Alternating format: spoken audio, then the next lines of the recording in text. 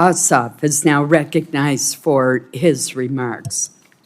Thank you, Madam Chair, and I want to thank Senator Bozeman as well for his bipartisan work to craft this legislation, which will support vital and overdue construction and upgrades at defense installations in all of our states. Georgia is proud to host some of the most essential defense installations in the country. I know we all are proud of the installations in our states and the men and women who serve there. And this legislation makes important investments in those defense installations in military readiness and military quality of life. This legislation also includes important policy to support the work of the VA and the sacred trust between the nation and those who have served in uniform to improve the quality and timeliness of the health care and service and benefits that they've earned. It also includes important bipartisan provisions to protect the VA workforce, to ensure that veterans are never denied care or timely access to care as a result of damaging or arbitrary cuts to the VA workforce.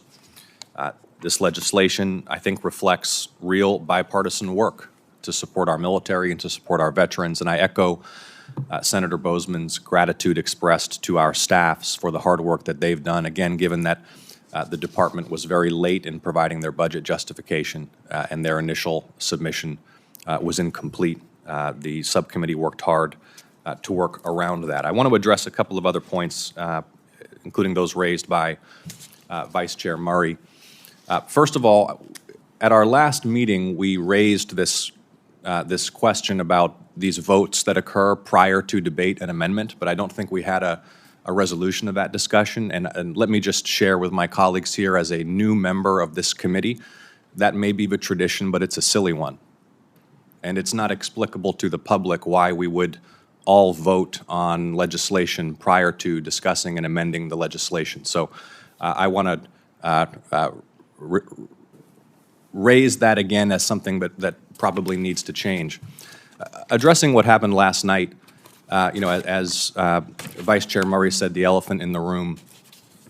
If the Senate is going to have a serious appropriations process that requires 60 votes to pass bipartisan appropriations measures, but then partisan rescissions undo the work that we've done together, it's obviously deeply corrosive to this process.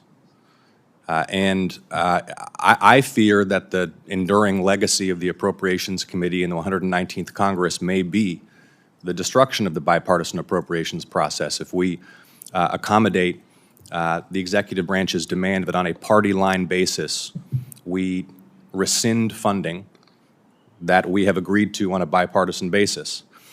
Particularly where, as we saw last night in the political pressure cooker that we're in, even senators who have policy convictions that would lead them to oppose provisions of those rescission packages are unwilling to offer amendments or support amendments consistent with their views.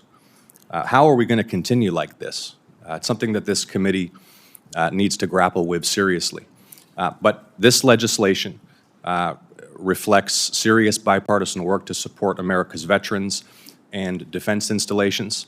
I thank colleagues for their support of this legislation.